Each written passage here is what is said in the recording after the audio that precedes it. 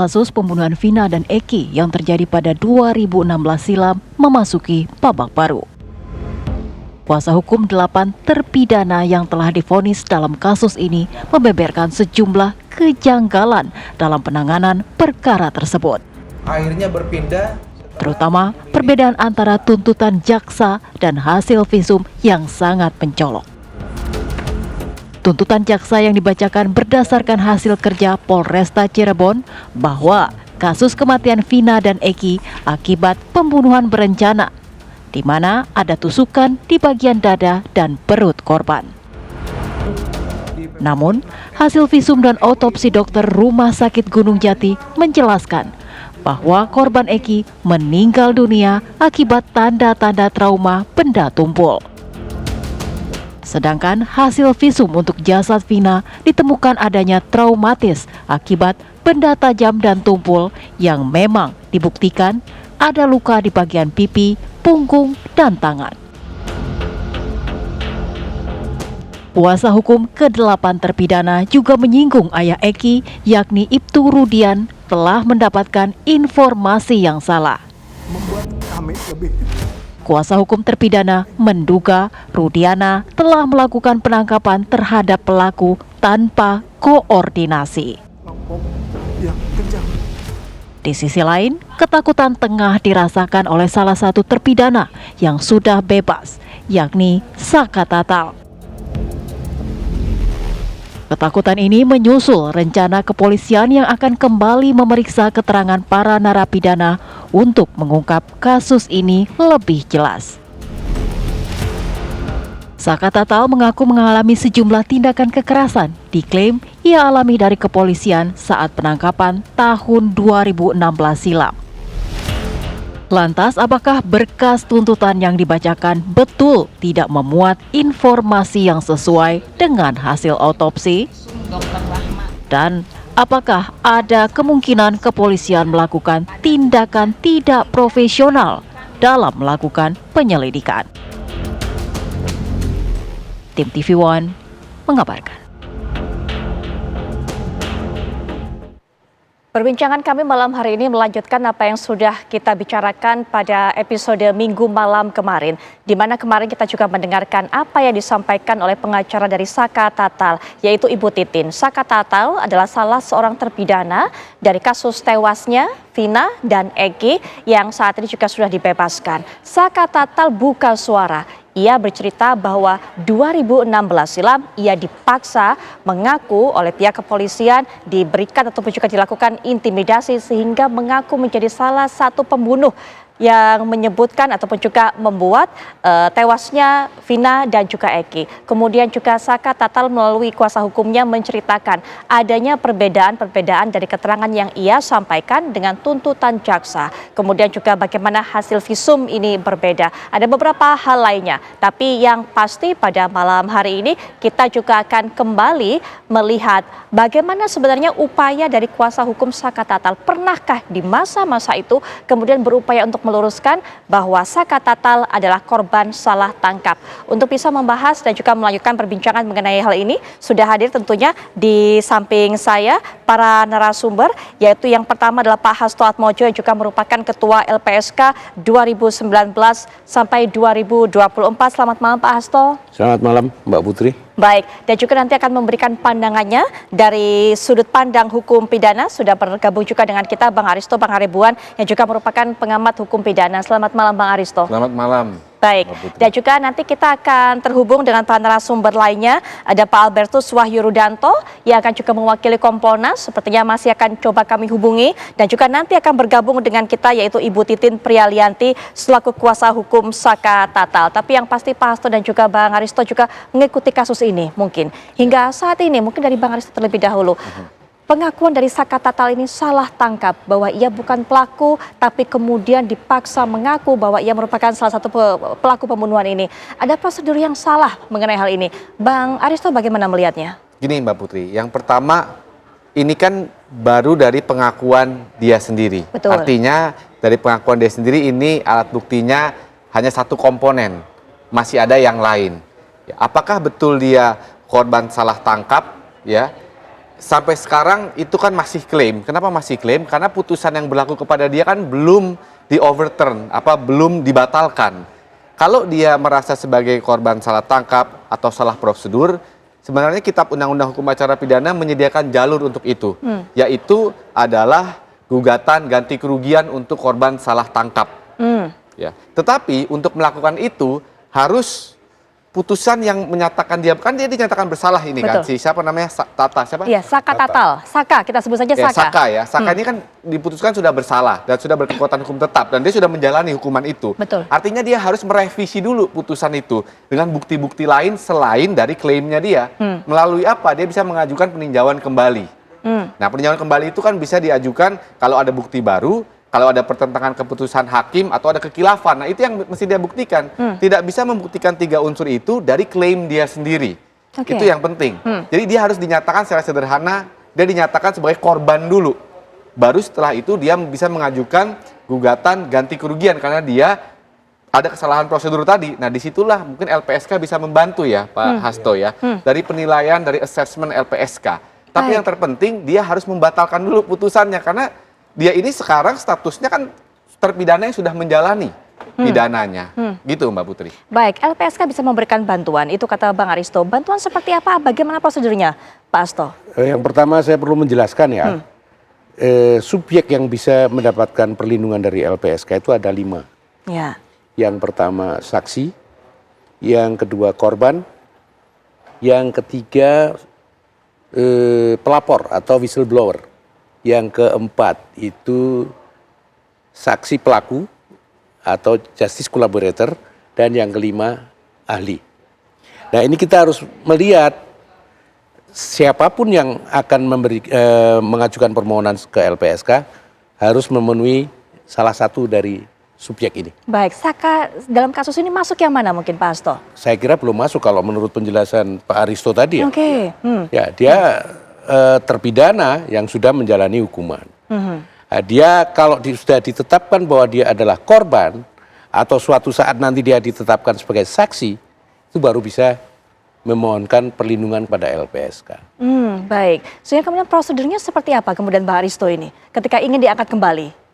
Jadi begini, ini kan masih ada proses terhadap pembunuhan Vina ini kan masih berjalan. Ya. Ada yang sudah dipidana 8 orang. Saka ini kan sudah bebas duluan karena dia Betul. di bawah umur. Masih ada 3 lagi. Betul. Nah, 3 lagi ini yang masih dicari, yang masih DPO, itu kan masih bisa diinvestigasi kembali.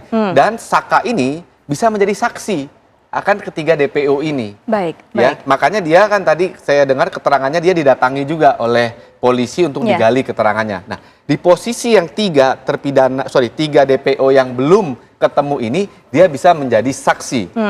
Disinilah mungkin ketika dia menjadi saksi ini, saya nggak tahu apakah dia bisa menjadi whistleblower apa enggak. Dia tahu apa enggak? Ya. Karena Oke. saya lihat keterangannya dia katanya nggak tahu kan. Ya, Dia betul. nggak tahu tentang kejadiannya. Kalau dia nggak tahu tentang kejadiannya, ya dia nggak bisa bersaksi banyak. Kalau dia tidak bersaksi banyak, tidak bisa jadi whistleblower atau justice collaborator, LPSK tentu ruang geraknya terbatas ya untuk ini. Itu yang pertama. Kecuali si Saka ini mengajukan peninjauan kembali. Ya, baik. tadi peninjauan kembali yang membatalkan putusannya dia sebelumnya. Oke. Yang dia dipidana penjara selama sekitar 3 tahun ya. 3 tahun 8 bulan Ya, kalau 3 saya tahun tidak kalau salah. tidak salah. Kalau Hampir 4 sekarang bulan, hampir 4 statusnya tahun. dia yang menempel kepada dia adalah terpidana. Putusan itu tetap berlaku kepada dia dan dia Baik. sudah jalani itu. Baik, kita akan langsung saja juga dapatkan keterangan dari Ibu Titin Prialianti selaku kuasa hukum Saka. Assalamualaikum warahmatullahi wabarakatuh. Selamat malam Ibu Titin.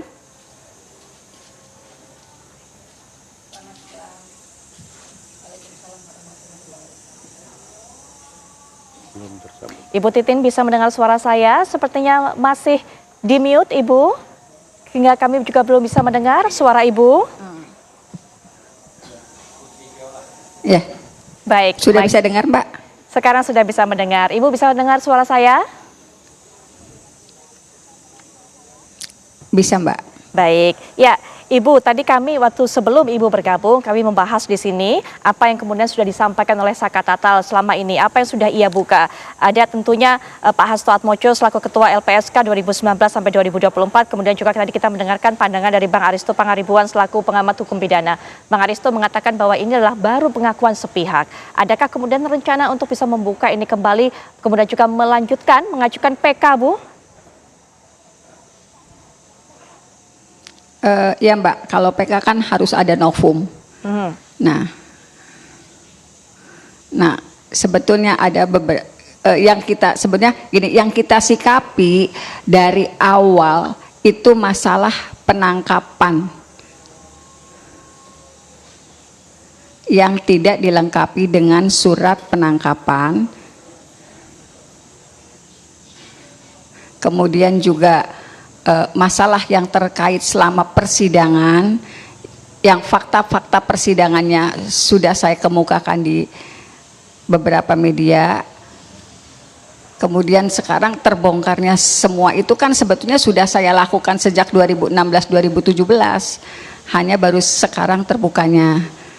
Kalau masalah PK tentu saja dari cara penangkapan, mekanisme, saya kan nggak ngerti Mbak, waktu ditangkap itu ini sebutnya penyelidikan atau penyidikan, karena informasi penangkapannya hanya berdasarkan keterangan saksi yang tidak pernah dihadirkan dalam persidangan.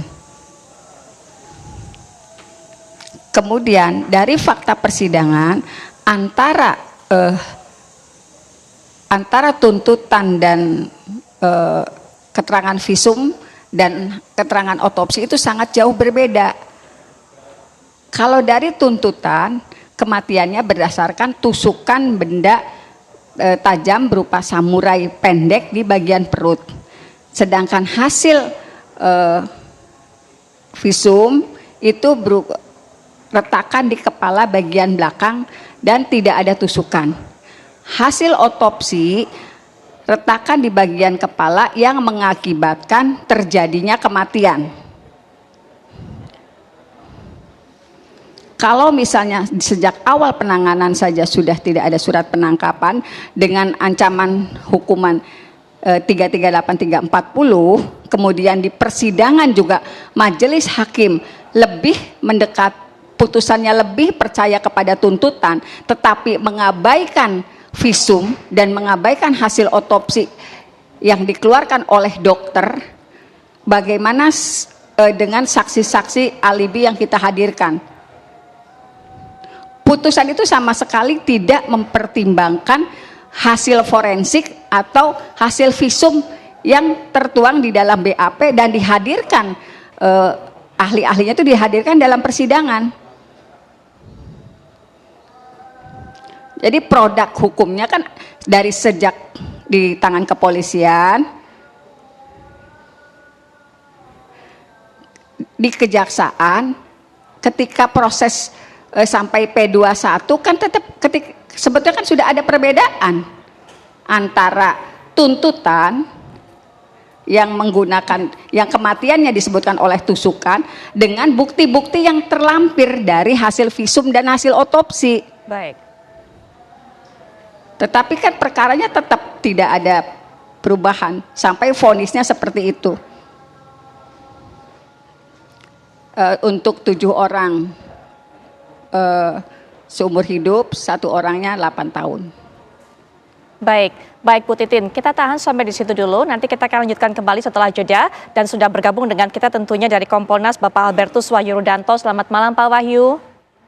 Selamat malam Mbak Putri. Ya baik, Pak Wahyu, tadi mungkin juga sudah mendengarkan apa yang disampaikan oleh Ibu Titin, ini selaku kuasa hukum dari Saka Tatal. Ada salah prosedur penangkapan, sehingga kemudian disebut sebagai salah tangkap Saka ini. Kemudian juga ada hal-hal yang memang diabaikan oleh jaksa, kemudian juga untuk bisa menentukan vonis dari kasus ini. Nanti mungkin pihak Kompolnas bisa berikan pandangan, tapi setelah jeda, kami sudah kembali saat lagi.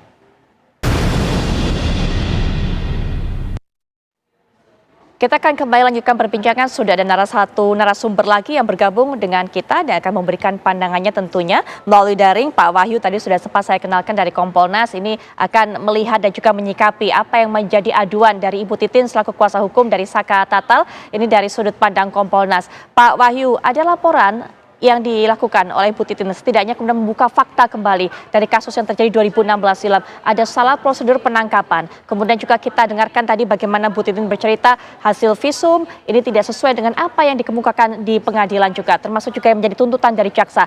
Ada upaya dari Kompolnas pada saat itu, pada saat kasus ini sedang berlangsung, Pak Wahyu. Terima kasih Mbak Putri. Jadi perlu kami sampaikan, kondisi ini sudah kami perkirakan. Akan banyak yang kemudian menyampaikan informasi-informasi tambahan atau lanjut. Karena begini, kita melihat kejadian ini kan aneh. 8 tahun itu dianggap sudah nggak ada masalah. Sudah dipikir sudah clear semua. Rupanya tidak diduga kan ada film Vinat sebelum 7 hari. Lalu itu berkembang dan era 2016 beda dengan era 2024. Sebelum pandemi, orang tidak begitu aware dengan namanya medsos. Setelah pandemi, yang namanya medsos itu hal yang biasa untuk semua orang. Begitu ini muncul, sekarang semua bersuara. Karena yang tidak terungkap di fakta kan ketika di publik, maksudnya di publik, ketika di persidangan semua mencabut BAP. Nah, sekarang semua teriak. Hal ini menurut saya, sikap dari Polda Jabar yang sangat lamban merespon ini hanya dengan statement-statement, lalu muncullah banyak spekulasi, muncullah orang yang mengajukan data, dan ini kalau tidak segera diatasi dengan cepat, maka statement dari Mabes Polri yang akan turun memberikan bantuan teknis dan taktis, itu segera mungkin. Sepanjang itu mundur terus, maka akan nanti sebentar lagi tentu ada yang mengungkap lagi, dan ini akan seperti bola salju yang menurut saya kalau tidak diatasi secara pasti dan secara detail, yang kami sarankan menggunakan scientific crime investigation dengan memeriksa kembali mereka yang sekarang di LP, kemudian mendalami, tidak sekedar membuat publik itu senang dengan statement-statement yang menghibur dalam tanda petik. Seperti kemarin ada nyebar DPO, orangnya nggak jelas siapa orangnya, laki perempuan, umur berapa. Yang terjadi kan kemudian spekulasi sampai lurahnya akan membantah, kebingungan dan sebagainya. Ini nanti akan muncul lagi kemarin yang Saka yang sudah keluar dari penjara tahun 2020. Tidak pernah ada problem. Begitu ini muncul seolah-olah ada ini kesempatan untuk akan menunjukkan bukti baru atau ingin menunjukkan saya ingin ada keadilan baru. Nah, ini kemudian akan berkembang terus. Jadi pendek kata menurut saya ini perlu disikapi oleh Polri. Ini reminder bagi Polri. Sekarang ini tidak lagi zamannya nutup-nutupi, tidak lagi zamannya statement, harus action, dan action itu harus secara taktis betul, sehingga publik tidak dibuat dengan spekulasi-spekulasi yang justru membingungkan orang nanti. Ya. Pak Wahyu mengatakan ini harus disikapi dengan cepat, ada action dengan cepat. Mana kemudian yang harus kemudian diberikan penanganan terlebih dahulu? Menemukan DPU, 3 DPU tersebut, atau kemudian pihak kepolisian juga mendengarkan dan membuka kembali keterangan-keterangan ataupun juga fakta-fakta yang baru diungkap, termasuk juga oleh Saka ini? Mbak, yang namanya 3 DPU itu kan sampai sekarang bikin orang bingung. Kan tidak jelas siapa orangnya. Statement silakan cari, silakan orang melapor, tapi melaporkan siapa kan tidak pasti. Kan bisa dilakukan, mohon maaf ini, saya tidak begitu menguasai, tapi secara logika bisa misalkan memeriksa kembali 8 orang, menanyakan secara detail apa yang pernah dilihat, kemudian yang pernah tergambarkan, dibuat sketsa misalkan ya, atau dengan cara lain bantuan dari Mabes ini kan akan memberikan bantuan teknis dan taktis. Di sana kan banyak expert, Mbak, banyak ahli-ahli yang lebih paham dalam hal penyidikan, lebih paham mengenai forensik dan sebagainya. Ini kan harus segera didorong, Mbak, di-push. Kalau ini nggak didorong ya seperti ini, nanti ada lagi yang muncul lagi, ada fakta baru. Jadi nanti semakin berkembang isunya dan semakin liar spekulasinya.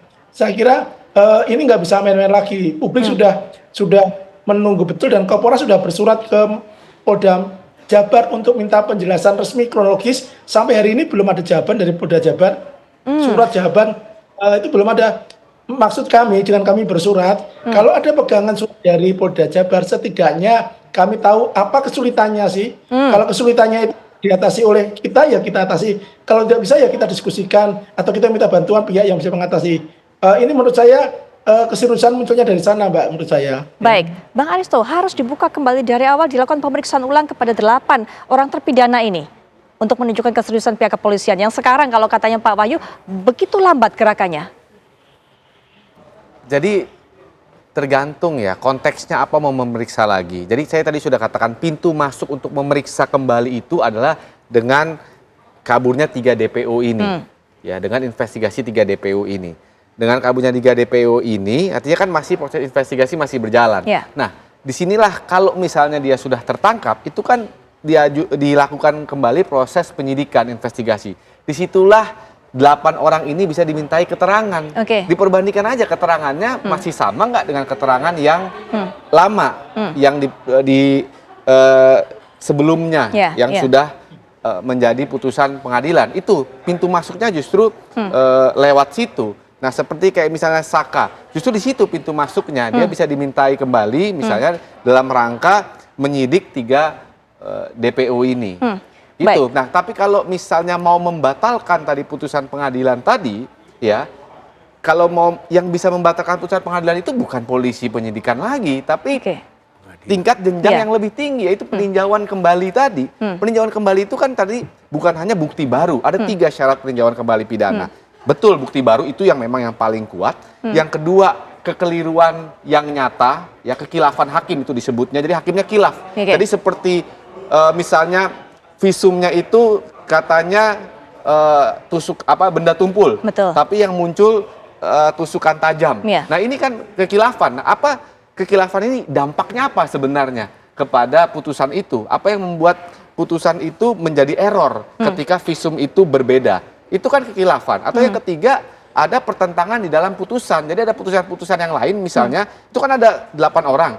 Dari 8 orang itu faktanya berbeda-beda. Nah, itu juga menjadi indikasi untuk peninjauan kembali. Jadi itu ya. Jadi yang paling sederhana dalam membuka kembali putusan ini adalah misalnya para terpidana ini yang sedang menjalani atau Saka ini itu mengajukan peninjauan kembali. Ya, peninjauan kembali terhadap fakta-fakta tadi. Jadi bukan hanya bukti baru. Nah, yang kedua, ketika melakukan penyidikan terhadap 3 DPO ini dalam merangkap mengejar 3 DPO ini, atau misalnya kalau dia sudah tertangkap, itu bisa diperiksa kembali keterangan-keterangan ini. Kuncinya adalah tertangkap terlebih dahulu 3 DPO tersebut. Itu salah bisa satunya, pintunya salah satunya. Pintu salah satunya. Ya, baik. Pak Hasto juga mungkin ada pandangan mengenai hal ini. Ya, kalau kami ini kan lembaga yang memang mendapat mandat dari negara untuk memberikan perlindungan pada saksi dan korban. Jadi tanpa status itu kita sulit untuk bisa memberikan atau melakukan intervensi di dalam perkara ini. Bahkan ketika nanti ibu pengacara tadi bersama kliennya mengajukan peninjauan kembali, itu statusnya kan belum bisa disebut sebagai korban. Itu kesulitan kami.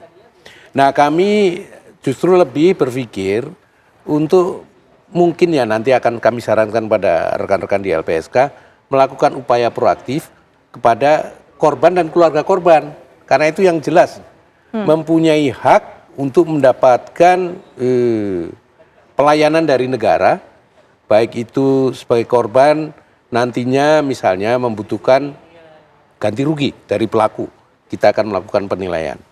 Atau sekarang kalau misalnya dia sebagai korban atau keluarga korban mendapatkan tekanan-tekanan di dalam proses pemeriksaan misalnya, itu kami akan bisa lindungi. Juga hak-hak lain dalam bentuk bantuan, misalnya bantuan psikologis, kalau misalnya ada gangguan psikologis yang dialami oleh keluarga ini karena peristiwa tersebut, dan karena berlarut-larutnya atau setelah sekarang menjadi ramai lagi, itu ada trauma psikologis, kita bisa berikan bantuan psikologis, termasuk bantuan-bantuan lain. Baik, kita akan lihat sebelum kita lanjutkan perbincangan juga nanti kita dengarkan bagaimana keterangan dari Bu Titin. Kami akan bawakan Anda data dan juga fakta, ini catatan dari apa yang disampaikan oleh kuasa hukum dari Saka Tatal mengenai perbedaan adanya kejanggalan-kejanggalan yang baru saja terungkap. Kita lihat deretan kejanggalan dalam kasus pembunuhan Eki dan Vina ini Ini versi pengacara terpidana bahwa hasil visum atau otopsi berbeda dengan hasil persidangan. Kita tahu tadi salah satunya juga sudah kita dengarkan Bu Titin bercerita mulai dari kemarin bahwa luka yang diderita dari hasil visum ini oleh korban adalah luka akibat benda tumpul, bukan tusukan benda tajam. Nah, kita lihat juga kembali kesalahan prosedur penangkapan, pemeriksaan dan identitas pelaku. Ini yang dikatakan oleh pengacara. Bagaimana tidak ada surat penangkapan, ditangkap kemudian 8 orang itu, dan para pelaku ini mengaku, termasuk juga Saka yang saat ini sudah bebas, mengaku tidak mengenal korban, kemudian juga merasa dan juga mengaku mendapatkan intimidasi pada saat itu sehingga terpaksa mengaku telah melakukan pembunuhan kepada Vina dan Eki. Dan berikutnya kita lihat 8 terpidana mengaku tidak mengenal korban, ini yang kami sampaikan, dan juga tidak mengenal pelaku buron atau 3 DPO tadi. Itu disampaikan oleh 8 terpidana termasuk juga Saka. Baik. Ya, kita akan menuju ke Ibu Titin terlebih dahulu. Ibu, kami mungkin bisa dapatkan informasi sejak kapan Ibu ini menjadi kuasa hukum bagi Saka Tatal dan juga 1 terpidana lagi yaitu Sudirman? Sebetulnya sejak awal terjadinya penangkapan saya sudah oleh orang tuanya, ketika orang tuanya mendengar informasi anaknya ditangkap, saya sudah pegang, Mbak, pegang 7 karena 7 itu karena yang satu itu kan ketika yang tanggal 31 Agustus itu yang 7 orang ditangkap, yang satu kan sebetulnya sudah ada di dalam, Mbak, sudah ada di dalam perkara Sajam. Dia sejak tanggal 30 sudah ada surat penangkapan, dia sudah ada di dalam. Kemudian yang ketika 7 orang itu datang disatukanlah dengan yang Rivaldi itu yang sudah ada di dalam. Mereka nggak kenal, tapi disatukan dan dimasukkan dalam satu tuntutan. Seolah-olah saling mengenal, seolah-olah melakukan pembunuhan berencana. Berarti Rivaldi itu sudah masuk di dalam sehari sebelumnya. Sudah masuk di dalam untuk kasus yang berbeda ya, Bu? Untuk kasus yang berbeda di polsek yang berbeda. Baik, Bu. Kemudian, Bu? Kemudian Saka kan terpidana terdakwa anak waktu itu sebetulnya sejak tanggal 31 penangkapan, tanggal 1 Agustus saya sudah berusaha datang ke Polres Cirebon Kota setelah mendapat informasi dari keluarganya. Cuman waktu itu sudah tidak ada di Cirebon Kota, alasannya sudah dioper ke Polda. Jadi setelah anak itu ditangkap, kalau nggak salah sekitar tanggal 16 September saya baru bisa menandatangani kuasa. Jadi selama di Polda juga kita nggak bisa ketemu karena surat kuasa itu di tanggal 16 kalau nggak salah. Saya mesti buka file lagi. Tapi kalau nggak salah 2 minggu setelah 8 orang itu ditangkap. Baik, Ibu, apa sebenarnya upaya bantuan hukum yang Ibu lakukan untuk para klien Ibu ini, termasuk tadi meluruskan hal-hal seperti itu, Ibu? Termasuk juga meluruskan bahwa Saka merasa tidak mengenal dan sebagainya. Adakah upaya-upaya yang Ibu lakukan?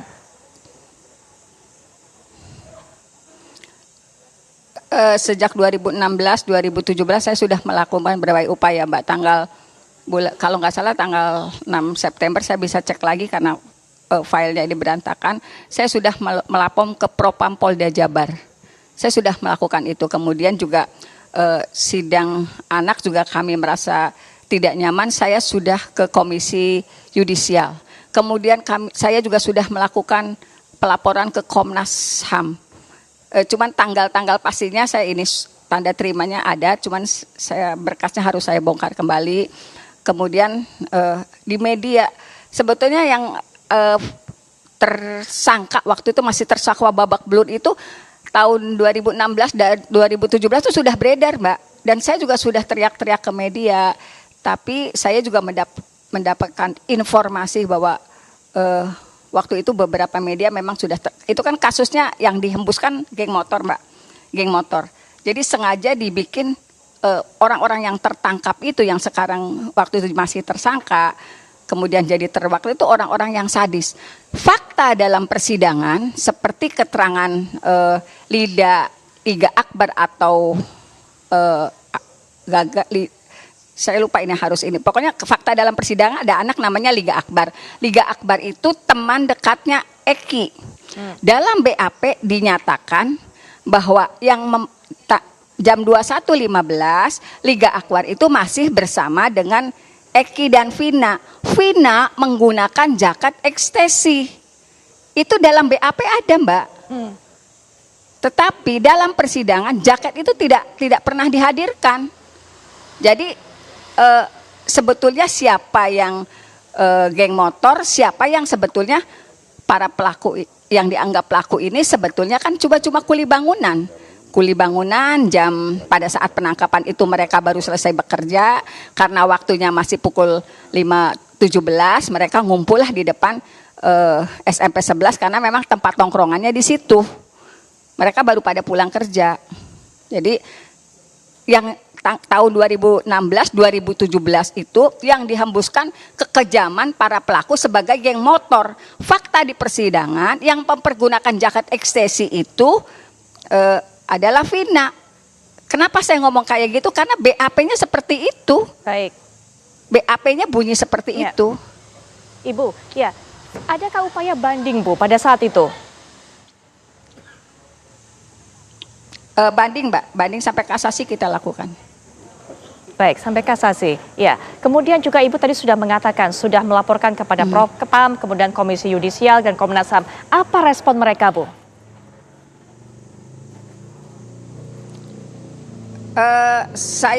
Memori saya agak ini, Mbak. Saya dulu yang pasti kalau Komisi Yudisial turun gitu. Saya ingat, tapi yang lainnya saya tidak termemori dengan baik karena saya cuma pegang laporan itu ada. Ya, apakah saya lupa? Apakah tidak mendapatkan respon, Bu? Setelah itu gitu saya. Apakah tidak mendapatkan respon atau ada respon sebenarnya dari mereka? Dikatakan turun Komisi Yudisial, tapi Ya karena nggak ada dokumen apapun yang masuk ke kita, Mbak. Nggak ada dokumen apapun, berarti saya juga nggak paham dulu prosesnya seperti apa. Ya. Baik, kalau dokumennya ada pasti saya punya. Komisi Yudisial turun tidak memberikan rekomendasi, Bu? Turun, tapi saya tidak tahu hasilnya seperti apa. Maksudnya Ibu tidak tahu? Tidak tahu. Jadi Komisi Yudisial waktu itu datang ke Cirebon, Ya. memeriksa salah satu kakak Saka gitu. Tapi hasilnya seperti apa saya nggak ngerti, nggak dapat informasi apapun. Apakah hasilnya tidak disampaikan ke Ibu? Atau hanya memeriksa saja kemudian tidak ditindaklanjuti? Ya hanya memeriksa saja, kemudian saya nggak tahu hasilnya. Ibu tidak ada upaya lagi, Ibu, untuk kemudian meminta? Tidak ada. Ya, Ibu tidak ada upaya lagi untuk meminta kelanjutannya seperti apa setelah dilakukan pemeriksaan tersebut? Saya nggak ngerti, Mbak. Waktu itu saya lupa apa saya sudah kehabisan energi atau saya lupa apa sih yang saya lakukan setelah Komisi Yudisial sempat memeriksa. Kemudian saya lupa apa yang karena waktu itu kan beban saya luar biasa terhadap apa yang saya lihat di persidangan, apa yang saya rasakan, apa yang saya dengar. Jadi beban saya kayaknya lebih fokus ke situ. Saya lupa apa sih yang setelah pelaporan itu saya kayaknya nggak fokus mengenai tindak lanjutnya seperti apa. Baik, yang turun hanya karena KY, mulai Ibu? mendasarkan penderitaan anak-anak. Yang turun hanya KY, pihak Propam tidak memberikan Iya. respon? Komnas HAM tidak memberikan respon? Yang saya hadapi waktu itu kalau nggak salah hanya KY. Saya masih ingat waktu itu saya dipanggil ke sebuah hotel di Cirebon, dimintai keterangan. Yang saya ingat hanya KY yang ada upaya datang ke Cirebon, kemudian saya dipanggil sama kakaknya Saka ke sebuah hotel di itu. Karena wawancaranya di hotel kalau nggak salah. Yang termemori banget sama saya itu. Kalau yang lainnya saya ngeblank, kayaknya memang nggak ada komunikasi tindak lanjutnya. Baik, termasuk Ibu sudah tidak mengingat lagi siapa nama orang yang kemudian menanyakan Ibu pada saat itu yang turun dari KY. Ibu sudah tidak ingat? Enggak Baik, ingat, Mbak. baik Ibu, nanti kita akan lanjutkan Nggak kembali. ingat, Nanti lama juga banget, Pak Hasto bisa berikan tanggapan, Pak Aristo juga, Pak Wahyu juga, tapi setelah jeda berikut ini kami segera kembali. Kita kembali lanjutkan perbincangan, Pak Wahyu. Kalau dari tadi Bu Titin sempat bercerita bahwa juga sudah melapor mengenai hal ini ke Propam. Nah, Pak Wahyu ada pandangan juga mengenai apa yang sudah dilakukan oleh pihak kuasa hukum ini? Saya kira kuasa hukum boleh-boleh saja maaf Mas, mengontak ke sana sini. Tetapi ini kan kegaduhan saat ini yang rame, ini kan setelah dipicu film Final 7 Hari itu kan tujuannya mencari sebetulnya bagaimana peristiwa sebenarnya. Sekarang ini kan muncul bantahan-bantahan, ya, muncul sanggahan-sanggahan, muncul fakta-fakta baru. Ini menurut saya terlepas dari sudah ada keputusan hakim memutuskan seumur hidup, ya, berarti kan ini keputusan yang sangat sangat berat kan, itu tuduhannya pembunuhan berencana. Saya kira ini nggak bisa dibikin cerita main-main saja, jangan, nggak bisa jadi drama terus menerus. Jadi menurut saya dalam hal ini Polri harus sesegera mungkin menuntaskan ini dengan kewenangan dan kemampuannya. Kemampuannya apa? Untuk segera mengungkap segera mungkin sehingga tidak muncul spekulasi-spekulasi yang terus berkembang, karena semakin ini diulur-ulur, semakin ini diperpanjang, maka yang terjadi cerita itu akan semakin banyak dan nanti akan semakin sulit. Jadi fokus saja. Kalau nggak ada DPO ya bilangnya nggak ada DPO. Mengapa dibikin alasan ada DPO tapi ternyata DPO-nya siapa nggak jelas? Kan kasihan Pak Lurahnya segera sampai bingung gitu. Hal-hal ini menurut saya yang harus menjadi perhatian publik. Artinya kegaduhan ini jangan jadi semacam kemudian telenovela, tapi ini harus menjadi proses hukum, kasus hukum, dan menjadi konsentrasi kita untuk benar-benar kita mau serius menangani ini. Ini pelajaran yang sangat berharga.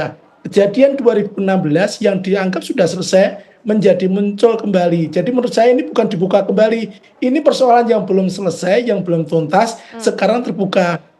Saya khawatir nanti ada kasus-kasus lain seperti ini yang kemudian bergulir hanya karena ada peran-peran dari media sosial yang sekarang eranya. Ini menurut saya sehingga kemampuan Polri terutama dalam scientific crime investigation ya dipergunakan. Kalau perlu supervisi dari Mabes ya dipergunakan, didorong. Maka jangan hanya statement, tapi kan saya dengar hari ini akan turun atau kemarin akan turun. Ya kalau turun tindakannya apa harus jelas. Karena kalau tidak begitu, ini kan sudah ada kalau nggak salah 5 atau 6 Kapolres berganti, Kasat Reskrim berganti, TKP berubah-ubah. Ini kan sudah dilepas semua, jadi sudah nggak ngurusi yang dulu, urusannya itu urusan kamu lah, bukan urusan saya. Ini kan berbahaya dan ini nggak baik untuk Polri karena begini. Sekarang ini narasi yang berkembang sudah tidak lagi salah tangkap, tapi asal tangkap. Ini kan buruk untuk Polri, sementara prestasi Polri di bidang lain sangat banyak. Baik. Dan Polri teman-teman bekerja juga dengan serius. Nah, kalau kemudian framingnya jadi asal tangkap, kan kemudian jadi bertambah buruk ini citra Polri. Kan kasihan kepada teman-teman yang sudah bekerja serius maksud saya. Baik Pak Wahyu, ya kami juga berikan kesempatan kepada dua narasumber lainnya, Bang Aristo, Pak Hasto, untuk bisa berikan pernyataan penutup melihat apa yang sudah disampaikan oleh Bu Titin sejauh ini, Bang Aristo. Iya, sebenarnya kan negara ini setelah reformasi itu kan menyediakan instrumen atau peraturan-peraturan dan juga lembaga-lembaga yang bisa ikut mengawal proses penegakan hukum itu ya. Jauh lebih baik ketimbang yang dulu. Problemnya instrumen-instrumen dan lembaga-lembaga ini belum semuanya berjalan sesuai dengan semestinya, karena orang belum mengenal dan sebagainya dan sebagainya. Nah sebenarnya penasihat hukum maupun keluarga itu sejak awal sudah bisa memanfaatkan peraturan-peraturan atau lembaga-lembaga ini. Tadi dikatakan oleh Bu Titin kan sudah mengadu ke sana kemari ya. Ya. Nah, kalaupun aduannya itu belum direspon ya mestinya follow up lagi sehingga respon itu lebih bisa mengarah pada apa yang menjadi bahan aduan Bu Titin ini. Sebenarnya saya berharap begitu. Nah, LPSK sebagai lembaga baru yang melengkapi sistem peradilan pidana kita sebenarnya berharap agar polisi segera mungkin seperti kata Pak Wahyu tadi menuntaskan proses ini. Ada 3 DPO kok disebut tidak jelas. DPO itu yang tidak jelas kan keberadaannya. Tapi yang di DPO kan mestinya jelas. Jadi proses untuk mencari DPO itu yang harus dilakukan oleh kepolisian secara proper, sehingga proses ini bisa terungkap secara baik. Baik, ya terakhir juga penutup Bang Aristo. Jadi begini, saya mau menyampaikan ya, ketika kita melihat sebuah kasus pidana, itu ada 2 aspek penting. Yang pertama ada aspek proseduralnya. Tadi kan sudah dijelaskan bahwa aspek prosedural ada penyiksaan ketika pemeriksaan, salah identitas, tidak ada surat tadi Bu Titin. Ya. Aspek prosedural ini sayangnya di Indonesia itu bukan menjadi alat bukti kuat untuk menunjukkan sesuatu itu salah. Orang itu tidak bersalah, tidak bisa membatalkan kesalahan seorang tersangka atau terdakwa. Kenapa? Ya karena itu desain hukumnya, pilihan politik dari hukum Indonesia. Jadi kesalahan prosedur itu tidak otomatis membatalkan penetapan tersangka, terdakwa atau kesalahan seseorang. Indikasi bahwa ada sesuatu yang tidak beres, iya. Tapi dalam hukum Indonesia itu tidak bisa membatalkan. Nah yang kedua, komponen yang kedua adalah komponen fakta. Jadi ini jangan dicampur adukan. Fakta itu adalah fakta-fakta hukum tentang apa yang terjadi, seperti visum dan lain-lain. Nah, jadi melihat persoalan pidana ini dalam dua aspek ini. Begitu juga dalam persoalan vina ini harus dipisahkan. Persoalan prosedural dan persoalan substansi. Oke, baik. Nah, berikutnya kita juga akan langsung saja mendapatkan keterangan dari Bapak Sulaiman yang juga merupakan Kepala Desa Banjarwangun, yang ini disebutkan merupakan lokasi dan tempat tinggal dari 3 DPO ini, yaitu Andi, kemudian Dani, dan juga yang ketiga adalah Peggy ataupun Perong. Selamat malam, Assalamualaikum warahmatullahi wabarakatuh, Pak Sulaiman. Pak Sulaiman, mohon maaf kami belum bisa mendengar suara Pak Sulaiman, sepertinya masih belum dinyalakan, Pak. Baik, Pak. Selamat malam. Bapak, Pak Sulaiman. Selamat malam, Pak Sulaiman.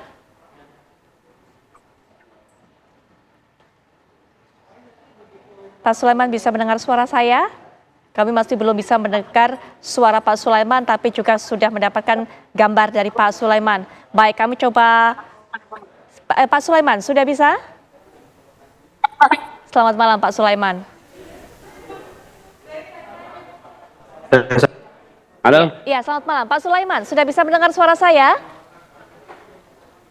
Bisa, halo, siap, udah baik, bisa Pak, mendengar. Ya. Baik, Pak Sulaiman, langsung saja bisa dijelaskan kepada kami, Pak. Ketika kemudian mendapatkan kabar, informasi bahwa 3 DPO ini, Andi, Dani, dan Peggy atau Perong ini merupakan salah satu warga yang tinggal di desa Banjarwangun, Bapak apa yang Bapak lakukan? Apakah sudah memeriksa, mengecek apakah memang ada 3 orang tersebut yang tinggal di area Bapak? Alhamdulillah setelah kami dapat informasi bahwa warga kami DPO telah pembunuhan vina, kami selalu bergerak dan selalu update ke masyarakat dan RT RW. Salah satunya kami juga mengecek daftar kami yang sesuai dengan daftar nama yang ada di Desa Banjarwangunan, itu Andi dan Dani. Ternyata Andi dan sama Peggy juga. Peggy itu juga nggak ada juga. Dan Andi saya cross-check di data kami juga ada 15 nama Andi. Tapi semua enggak Andi aja, Andi ada Andi Setiawan, ada Andi, ada panjangan ini salah satunya ini enggak lengkap juga Andi aja kan gitu. Kami ngecek juga, tapi satu pun enggak ada yang cocok dengan Andi yang disesuaikan dengan DPO itu. Baik. Dan ke Dani juga, Dani kami juga sama. Saya cek cross check langsung ke lapangan juga, tapi enggak ada juga. Baik. Sampai saya detik ini juga. Pak, dari kan dari pihak kepolisian tidak mengeluarkan foto. Nah, Bapak bagaimana caranya kemudian memeriksa apakah Andi, apakah Dani, apakah Perong yang dimaksud bukan warga Bapak? Padahal ada nama-nama Andi dan Dani di sana. Kami setelah itu juga ada dari kepolisian Polsek Mundu ngecek ke desa. Kami arahkan ke kecamatan bahwa kalau ber-KTP pasti ada pas foto dan sidik jari juga yang dulu pernah bikin KTP. Kalau itu punya KTP Banjarwangunan. Ya ini kemungkinan ini hanya saya juga nggak ngerti ini kok nama tiga-tiganya itu kok Desa Banjarwangunan. Ya termasuk Andi dan Dani dan Peggy itu.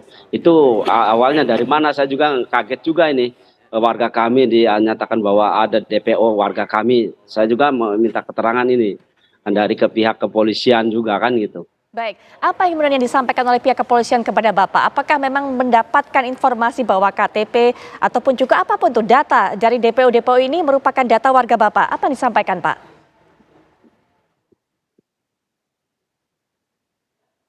Halo. Iya, Pak. Halo? Iya, Pak.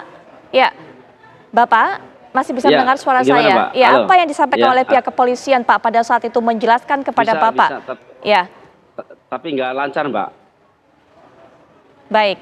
Pak Sulaiman. Iya, masih bersama kami. Pak Sulaiman, bisa Halo. Ya, Pak Sulaiman, bisa dijelaskan apa yang menjadi dasar pihak kepolisian kemudian Halo? Bapak, sepertinya suara saya tidak terdengar dengan jelas. Baik, Bapak sepertinya masih ada kendala untuk bisa komunikasi dengan Pak Sulaiman, tapi kita sudah mendapatkan keterangan tadi bahwa memang tidak ada yang sesuai dikatakan oleh Pak Sulaiman dari warga desa Banjarwangun ini memiliki nama, memang ada nama Adi, ada nama Dani, tapi tidak sesuai dengan ciri-ciri yang disampaikan oleh pihak kepolisian mengenai 3 DPO dalam kasus ini. Terima kasih tentunya Pak Sulaiman sudah memberikan keterangan. Pak Wahyu terima kasih, Bu Titin terima kasih, Bang Aristo terima kasih, Pak Asto juga terima kasih. Kita akan terus tunggu bagaimana kemudian upaya gerak cepat dari pihak kepolisian untuk menyelesaikan kasus ini.